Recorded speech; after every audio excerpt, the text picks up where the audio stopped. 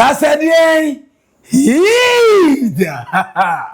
when you fire upon fire, a jano shishi, a jatuntum, a jakoko, a bole, one way I bet you to NDC, as 7 years you after I said some baby bass, MPP, ye wound you about one ever, Kennedy Agyapong, and I said Dr. Mahamudu Bawumia, a Patrick Boma, and I said Brenda Champon, a Dr. Dutum, and I say, where? And it's for the Abba, a jet tour, a jet that war, and there's an MPP on the 31st of January 2026. Among guys say Ampa almost became can't say that. Say NDC the new candidate, which is obvious. Now new candidate na NDC labor no. Line up and say, and so far, or more monims on Mumbes and Kofowi, adding Kumama Manfuati. Enti Musa Dankwa, yenim say, about poster or a poster, or yet the last election, or my prediction no. Pepe ampanyampa dioka enebam nti ze no ye na election yankopon Musa Dankwa se otena asekoye ne survey no say netie oye telephone survey oye face to face survey and oye online survey nti odi overall results no dey abeto currently oye telephone survey no Haruna Iddrisu enya 36.9%. Asiedu Nketiah the general mosquito enya 10.7%. Julius Debra enya 37.7%. Okujeto Ablakwa enya 4%. Dr. Zeneta Rollins eso enya 1.1%. Na just say amount for bebre. Oye face to face no. Haruna Iddrisu enya 25.4%. Asiedu Nketiah enya 28.9%. Na just say face to face na amount for fili Asiedu Nketiah che Haruna Iddrisu ba phone so de amount for fili Haruna che Asiedu Nketiah. The next one telephone so de next is out to forcing amount for fili brutal onya na kese 37%. Eba in terms of face to face out of forcing enya 20.1% na zakwa no bojiwa odi achire pa o obona dwuma si ya Ghana fo be feelings o monto abama no. The next one okujeto Ablakwa face to face onya 7%. Dr. Zenator Rollins enya 4.7% face to face online survey. Haruna Iddrisu ya banking time fidie no so 25.3% ekoma Haruna Iddrisu once papa no ekejiwa obe presidential candidate Saudi Kennedy Bawumia Bawumia ni na. Asiedu Nketiah enya 17.4%. Dr. Atoforsin enya 19.3%.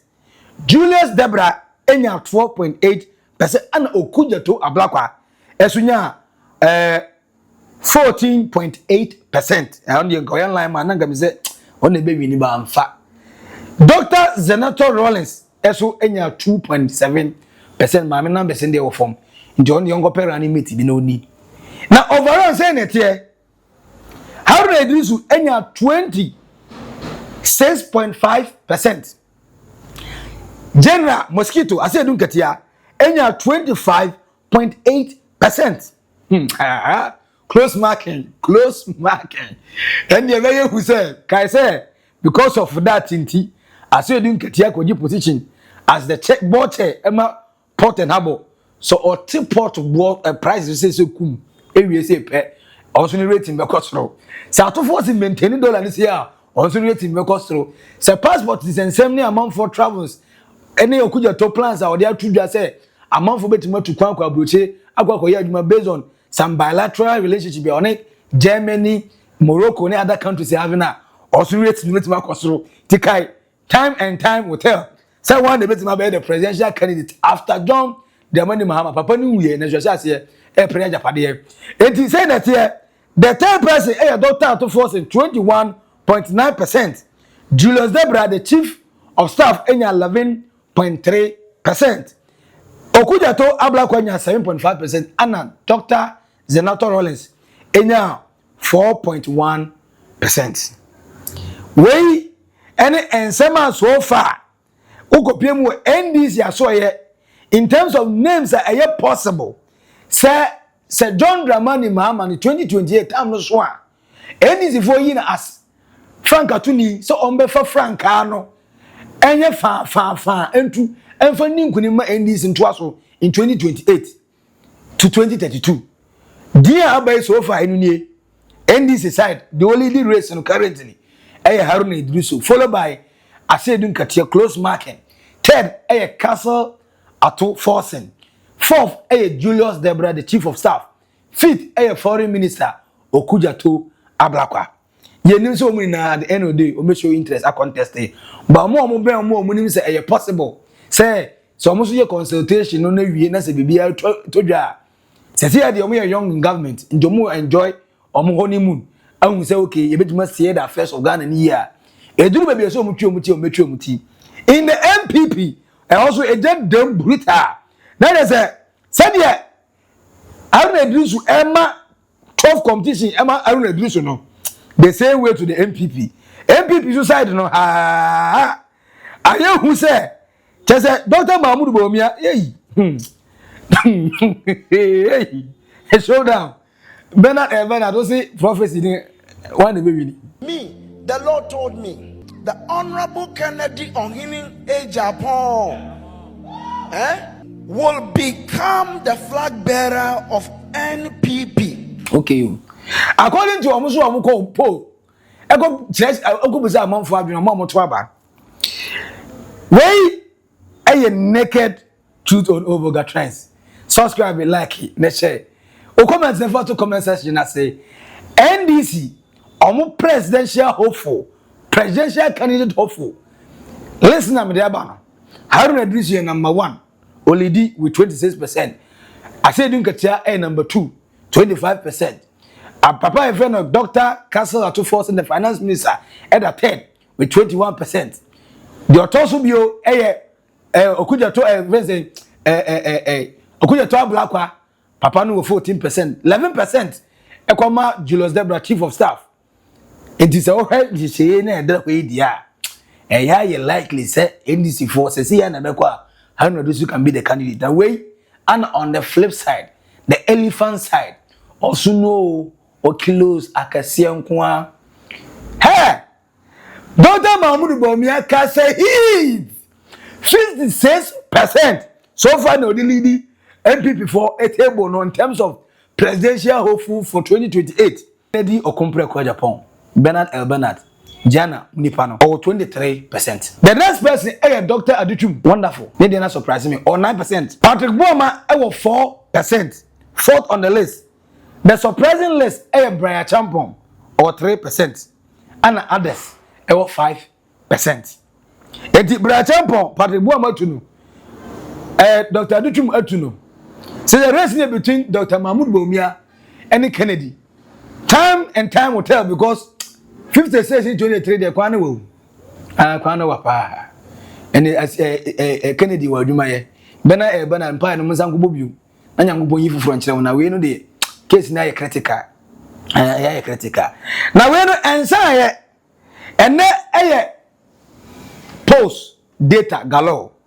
The next one Nketia ye we dey come say okay ye hwe Ghana for one Ghana cedis na ye dey to so say energy levy no say you introduce in nekunkom mo pene so 74% of Ghanaians say I am so because so far John Dramani Mahama buy no they think say oh easy or more burden off it is a be solve do so problem once and for all they agree 74 dem kan be as a Ghana for say mo treat as am fa ho na say mo dem pro be asema need time for imbecility mo be support no matter what and to the mama say to aso yes say D levy say do so levy say the devil levy say E levy say energy sector levy yes fabra Ghana for so my ready on media tum on mesom and e bisa okay Ghana for some way the way economy na 10 things are 10 year MPP for jay good for oil or muja a lot of economic policies bia no money say the next president rich and now you go bisa na say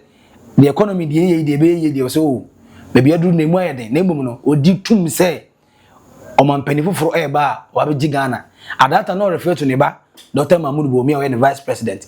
But unfortunately, said the ono a planning on yes I am peno and connoisseur John Dramani Mahama Saka. Nan in second way no economy so far as a pajama MP for grassy. Yen for fans and for mom because omonedi can hear you man too. Now when you go to Ghana for saying Ghana for Mamon Kamasem, is it so? Is it true?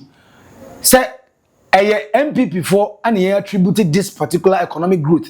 See the na appreciate over dollar no for na so tie no the way anema boss watch as yet market no yen attribute more way 62% of Ghanaians say any papa kope yen for John Mahama omo fi John Mahama effective leadership and pass it on one kind no and the magic no emu 23% so there omo say omo de no de omo fi say nanado emu 15% omo nim de ekọ omo nim say Mahama say nanado omo nim but emu 23% de omo say omo yitum say nanado yen fama nanado emu 62% ah omo no omo di nkomo na kai say David da John Mahama ene NDC administration the finance minister Castle at 2 morning ni other ministerial appointees no omo Brother Nappel.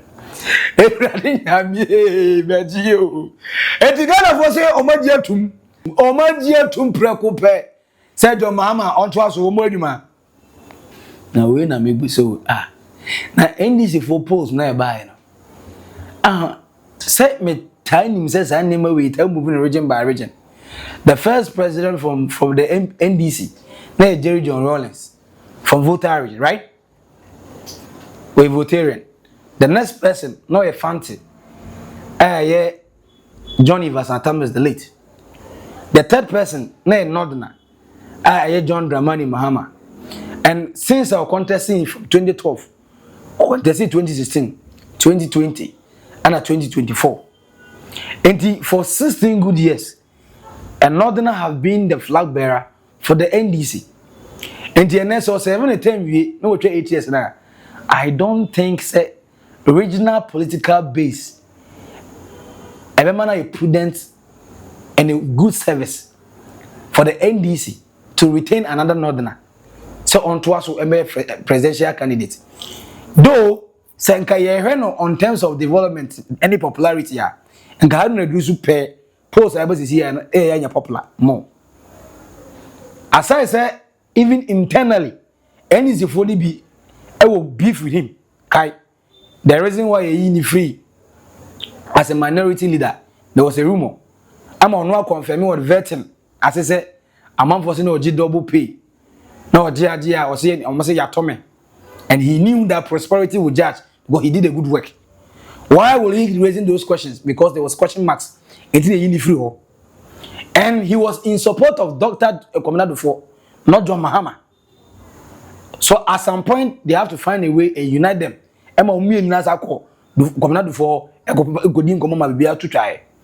People felt saying that orally to find himself to be also a vice presidential candidate for Commander for, and that will have given him the opportunity. Says a Mahama anti Mahamadia, then he can be the next candidate because then it won't be a nod now to us. And the power now man for chance omo pedenyene. How do you say say man for say oh ne demeanor ne posture ne attitude and conduct ne how he speaks eh obvious say obetime the president na man you know hono sha say prepare no kai the same version omusa no afenyo mark biza no say utitwi ono say ameti kakra ono so wi sua ne so as a background bi ya asante o say am here asante ni ono e kire me say ya min katwi ne kakra so the man have been preparing himself to go beyond constituency and regional politics into a national politics.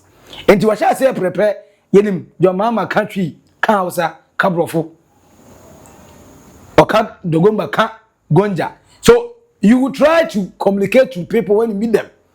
What I say na. So in fact, indeed, or prepare now. Penny current age, I think say 54, 58, move back. Obvious say penny age or you're young. Omiti the criteria, Mama buy no young, no less than 60 years. Internet. So yeah, a lot of people are vying for say in a young man ayepe, in a young man ayepe. Haruna Iddrisu fantastic candidate, but as a northerner, in the NDC for only northern from one or they be. Say omo nya bi, bona fo nya bi. East influence nya two omo ni mpenefo dodo omo wa NDC mo a omo gidi sa. Central nya bi, voter nya bi, northern nya bi. Bono region enya bi anaze bona half ni na na omunya bi e so Asiedu Nketiah die yi kasadie heat meaning say man for brain pen because papa no over 70 in the amount for be Asiedu because I think you 68 years by 2028 no papa na do 72 e be din but emre krabia na vechere I made him who say permutation Haruna Iddrisu he might lead all the posts. I don't think he will even venture to contest, and even if he contests I bet to just get the ticket for the subsequent one I bet to also but we party NDC will not sit down and say almost the another not na ever. And yes, meaning so because say what does it matter? It's or a not na.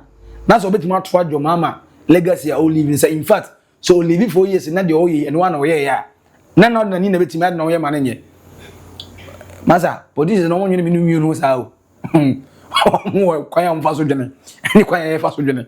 Timon go. The MPP side, Dr. Mahamudu Bawumia. Of course, or that's a strong candidate because he still stays in the heart of most of the delegates. But I had to say, Johnson some kind of fear delegates. Delegates, the SSC, I went my weird. Now, room can come, you're out of one say pine. Again, I early days yet. As they are debating piano. Now, a new event, a new moment, create a new indices. I debat abano. When it comes to delegates level. Indeed, I don't do this with my baby. None of I am for him. No one will free go. Or could I talk with my baby? None I'm for a penasam, near shooting on number 1. I said, don't get with my baby near pet, Yakasoki, where I could write man and twasso.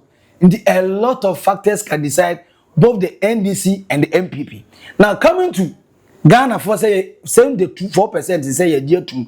So one Ghana city is now your mama the two a little food on so.